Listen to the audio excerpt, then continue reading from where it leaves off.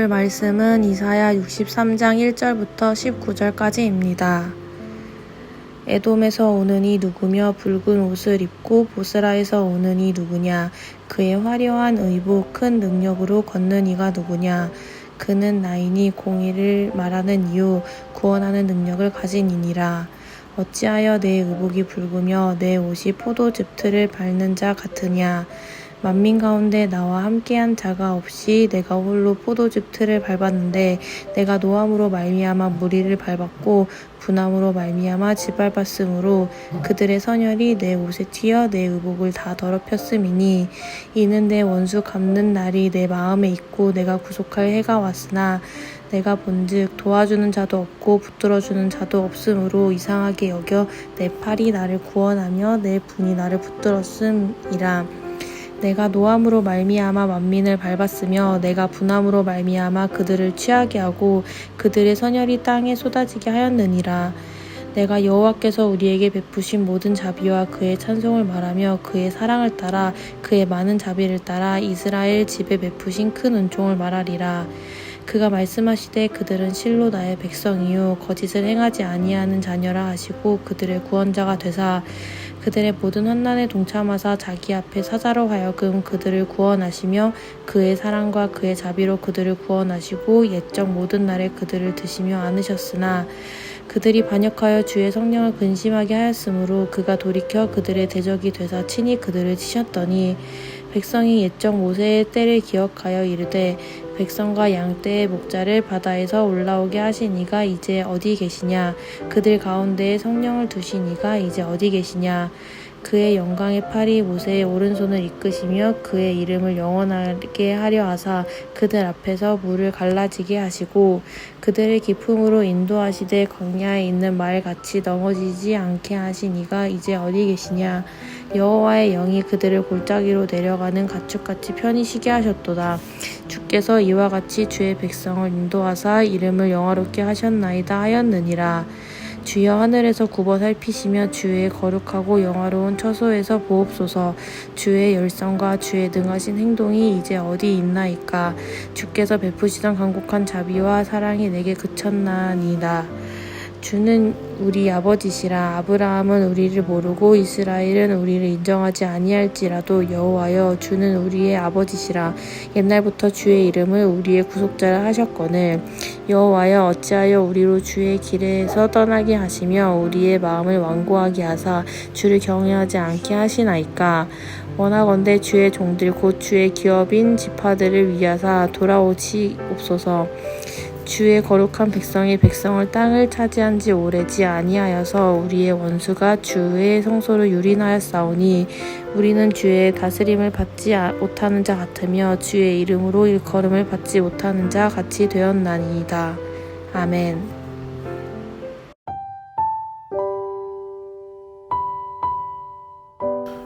인간의 삶을 가장 잘 보여주는 성경은 무엇일까요? 아마도 사사기인 것 같습니다. 백성들이 죄를 지을 때 하나님께서는 그들을 심판하십니다. 그리고 백성들이 부르짖으면 다시 구원하시죠. 구원받은 백성들은 안일한 삶에 다시 죄를 짓게 되고 그리고 하나님의 심판을 또 받게 됩니다. 사사기는 반복되는 인간의 삶과 반복되는 하나님의 은혜를 보여줍니다.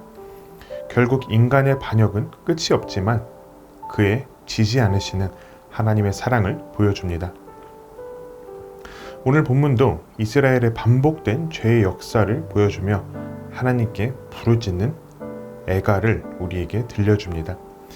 이를 통해 우리의 죄악이 얼마나 큰 죄악이며 하나님의 사랑은 얼마나 큰 사랑인지 보여주고 있습니다.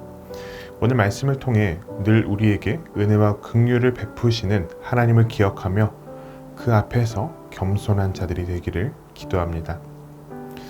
먼저 본문은 1절에서 6절에 하나님을 소개합니다. 여기서 묘사되는 하나님은 마치 용사와 같은 하나님입니다. 이 용사는 1절을 통해 알 수 있듯이 에돔과 보스라에서 오고 있습니다. 보스라는 에돔의 수도입니다. 저자는 같은 지역을 반복함으로써 이곳을 강조하고 있는 것이죠. 근데 왜 에돔을 강조할까요? 에돔은 이스라엘의 원수 나라에 대한 상징이기 때문입니다. 하나님께서는 이스라엘의 모든 원수들을 무찌르시고 승리하시는 그러한 개선장군의 모습으로 오십니다. 그러나 이 개선장군은 단지 악을 찢어갈기는 무자비한 용사가 아닙니다. 이 용사는 악의 권세를 깨뜨리고 그 소나기에 잡혀있는 자들을 해방시키기 위해서 싸우십니다. 결국 악을 멸하시는 하나님의 목적은 신실한 자들을 구원하시기 위한 더 큰 목적에 기여한다는 것이죠. 그리고 저자는 이 용사의 모습으로 원수를 무찌르시는 하나님께서 이제 이스라엘을 통치하시기 위해 오신다는 것을 얘기합니다. 그런데 이러한 하나님의 모습을 들었을 때 이스라엘 백성들에게 한 가지 의문이 들 것입니다.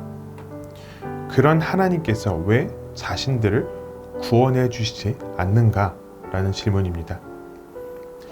이에 저자는 시적인 표현으로 이스라엘에게 대답합니다. 저자는 7절에서 9절을 통해 하나님께서 베푸셨던 긍휼을 얘기합니다. 특별히 7절에서는 헤세드라는 단어가 반복되면서 하나님께서는 늘 우리에게 은혜와 자비와 사랑을 베푸셨다는 것을 얘기하고 있습니다. 그리고 10절에 저자는 문제의 핵심을 밝힙니다. 그것은 바로 이스라엘 백성들이 하나님 앞에서 반역을 했다는 것입니다. 이들은 하나님의 헤세드에 반역함으로써 성령을 근심하게 하였습니다. 그들이 지금 바벨론의 포로가 된 이유, 구원이 더딘 이유는 바로 그들이 하나님의 은혜에 대해 반역했기 때문입니다. 이어서 시인은 11절부터 14절에 하나님께서 모세를 통해 이스라엘 백성들을 구원하셨던 것을 언급하며 우리가 받은 은혜가 무엇인지 그리고 어떤 은혜를 갈망하는지 얘기해 줍니다. 이스라엘이 받았던 그 은혜, 헤세드는 절망적인 상황에서 기적과 같은 하나님의 은혜를 경험한 것입니다. 누구도 구원할 수 없었던 상황에서 자신들을 구원하여 주신 헤세드입니다. 그리고 이들은 하나님께서 다시금 이렇게 자신들을 구원하시기를 바라고 있는 것입니다. 하나님께서는 이들이 하나님 앞에 다시 회개하고 하나님과의 관계의 회복을 추구할 때 이들에게 비로소 은혜를 베풀어 주실 것입니다. 이제 15절부터 19절은 이스라엘의 기도가 나옵니다. 이 기도는 하나님 앞에 다시 돌아가기 위한 이스라엘이 해야 할 기도죠. 기도의 시작은 이렇습니다. 주여 하늘에서 굽어 살피시며 주의 거룩하고 영화로운 처소에서 보옵소서. 이 기도는 다른 기도와 마찬가지로 이사야가 백성들을 대표해서 하는 기도입니다. 따라서 이사야는 이 기도를 함으로써 백성들과 자신을 동일시하고 있습니다. 그는 백성들을 대표해서 하나님의 자비하심을 구하고 있는 것이죠. 다른 한편으로 이 기도는 이스라엘이 해야 할 기도의 모범이기도 합니다. 또 우리가 해야 할 기도이기도 하죠. 하나님의 은혜를 갈망하는 자들은 무엇이라 기도해야 할까요? 우리는 하나님께서 우리를 살펴주시기를 간구해야 합니다. 우리가 주의 길에서 떠나 살았던 것을 회개하며 아버지이신 하나님께서 다시 주의 자녀인 우리에게 은혜를 베풀어 주시기를 우리를 악에서 건지사 다시 주의 다스리심 안에서 우리를 회복해 주시기를 간구해야 합니다. 우리는 본문을 통해 이스라엘 백성들이 받았던 은혜, 그러나 헤세드에 대한 그들의 반역, 그리고 그들의 부르짖음의 애가를 봅니다. 이제 다음으로 이어질 것은 무엇일까요? 하나님의 구원입니다. 하나님은 자기를 찾는 자들에게 은혜 베푸시기를 거부하실 수 없습니다. 왜냐하면 하나님께서는 나를 사랑하는 자들이 나의 사랑을 입으며 나를 간절히 찾는 자가 나를 만날 것이니라 라고 약속하셨기 때문입니다. 지금 내가 하나님의 은혜를 갈망하며 살아가고 있습니까? 죄악 가운데 빠져 하나님의 은혜를 누리지 못하고 있지는 않습니까?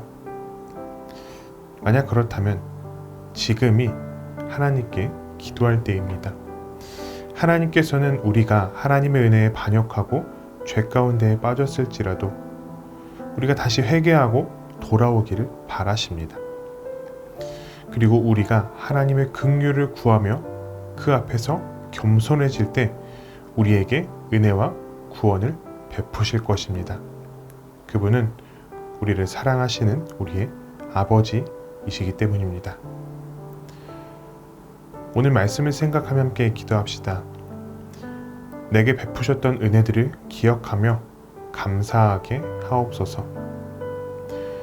주님의 은혜를 반역하는 자들이 되지 않게 하시고 죄 가운데 넘어졌을지라도 다시 돌아가게 하옵소서.